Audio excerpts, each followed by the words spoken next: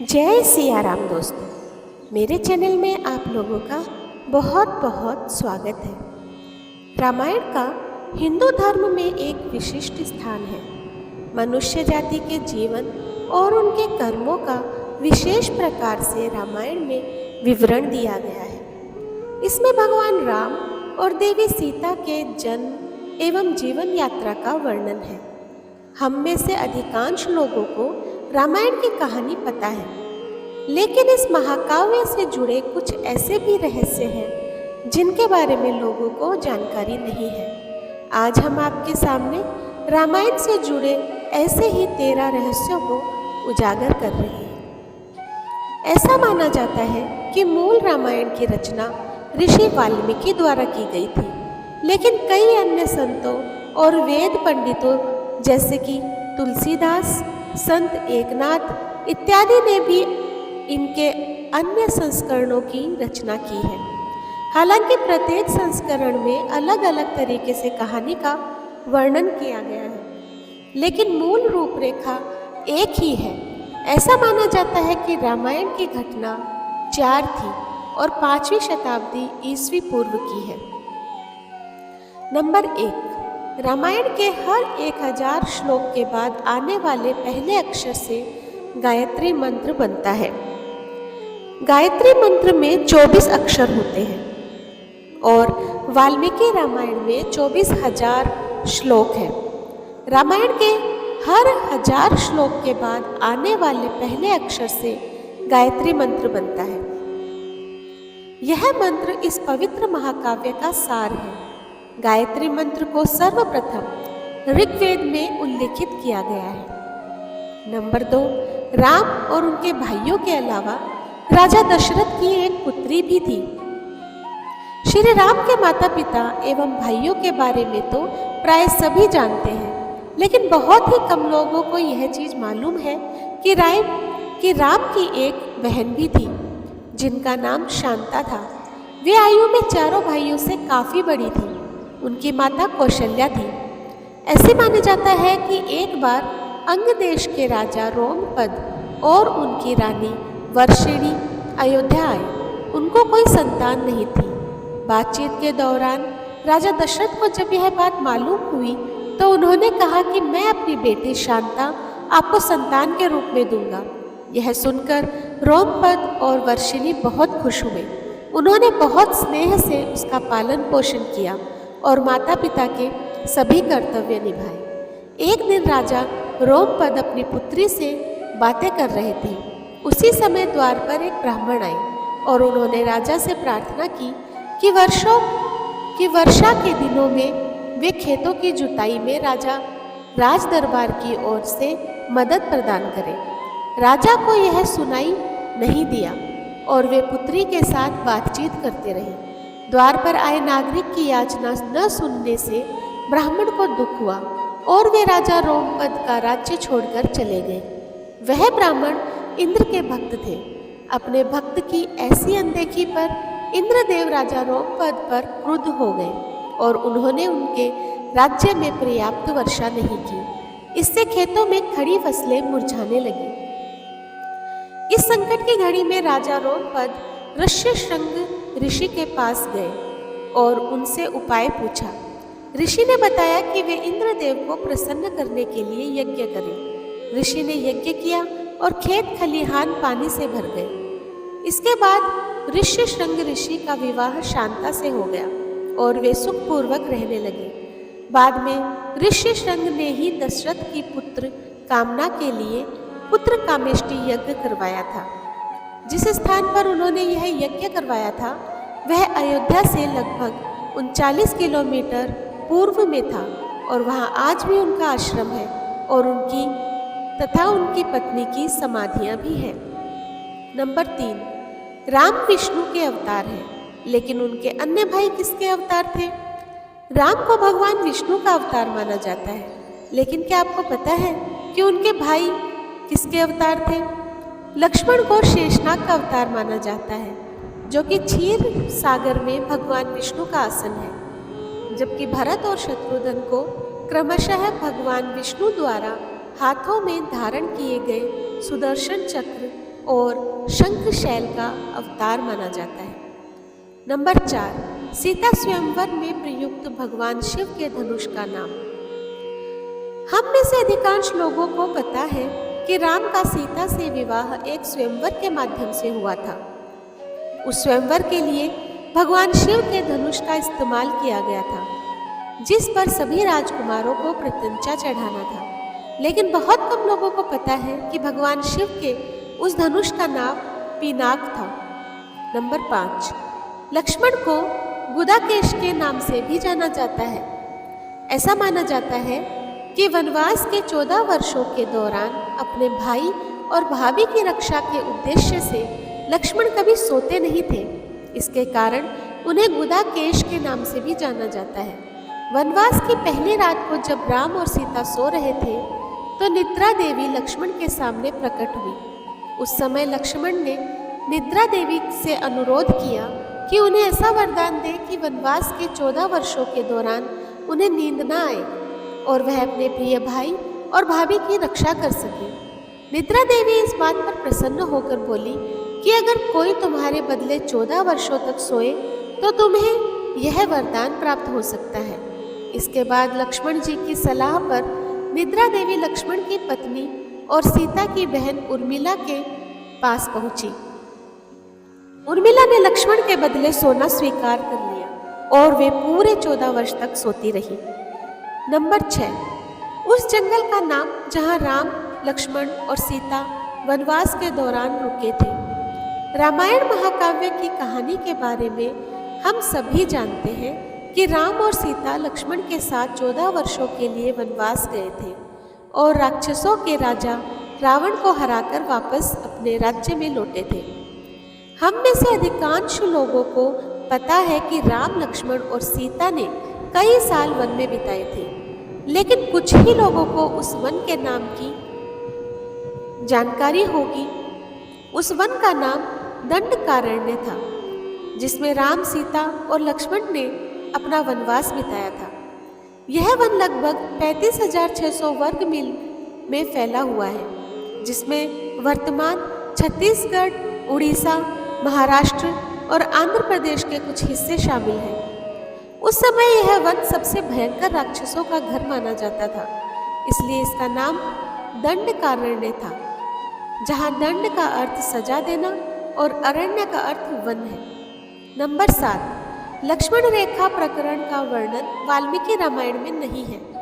पूरे रामायण की कहानी में सबसे पेचीदा प्रकरण लक्ष्मण रेखा प्रकरण है, जिसमें लक्ष्मण वन में अपनी झोपड़ी के चारों ओर एक रेखा खींचते हैं। जब सीता के अनुरोध पर राम हिरण को पकड़ने और मारने की कोशिश करते हैं तो वह हिरण राक्षस मारीच का रूप ले लेता है।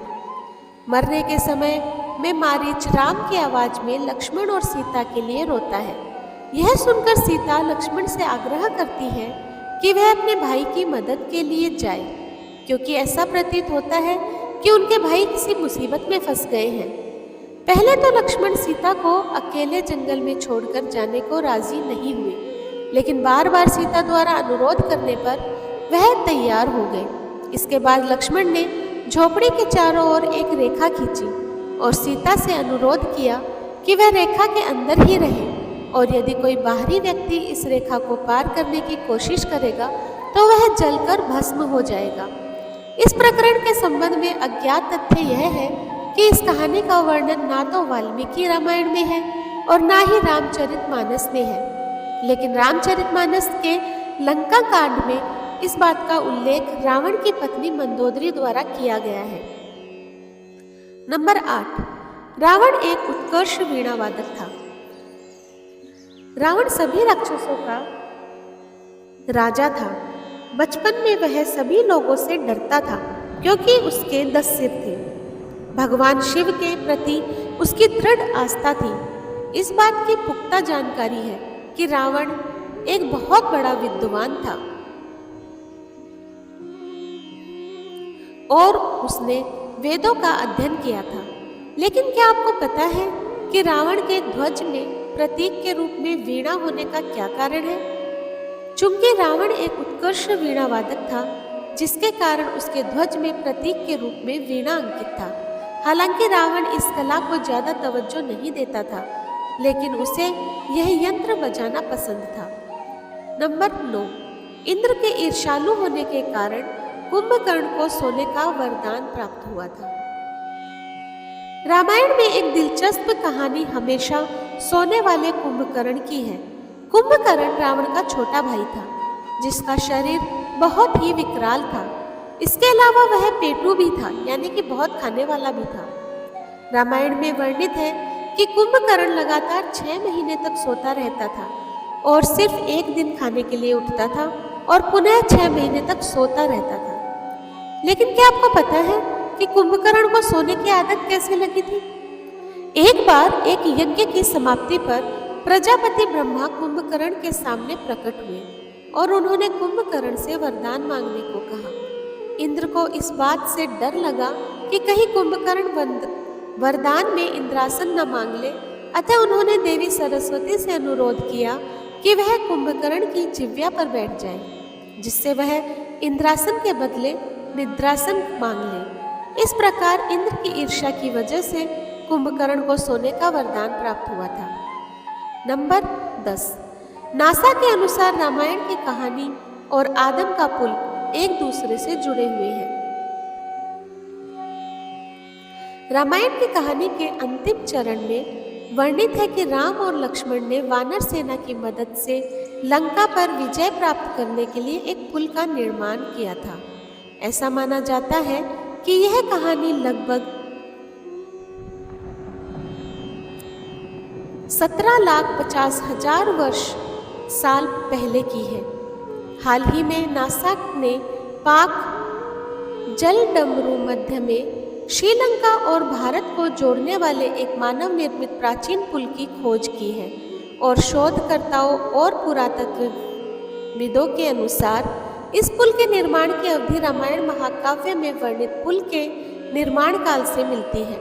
नासा के उपग्रहों द्वारा खोजे गए इस पुल को आदम का पुल कहा जाता है और इसकी लंबाई लगभग 30 किलोमीटर है।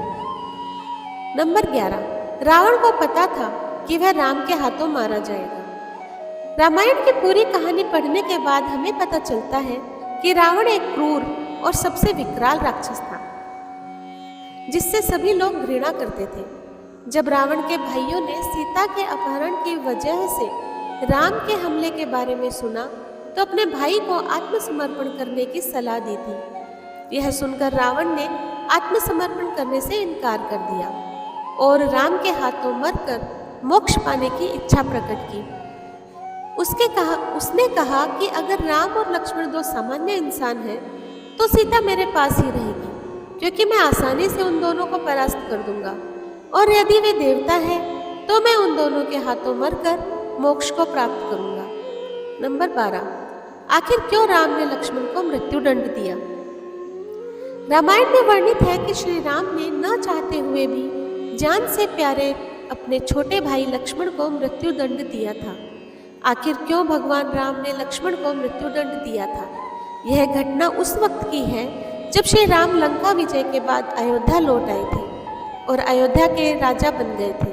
एक दिन यम देवता कोई महत्वपूर्ण चर्चा करने के लिए श्री राम के पास आते हैं। चर्चा प्रारंभ करने से पूर्व उन्होंने भगवान राम से कहा कि आप मुझे वचन दें कि जब तक मेरे और आपके बीच वार्तालाप होगी हमारे बीच कोई नहीं आएगा, और जो आएगा उसे आप मृत्युदंड देंगे।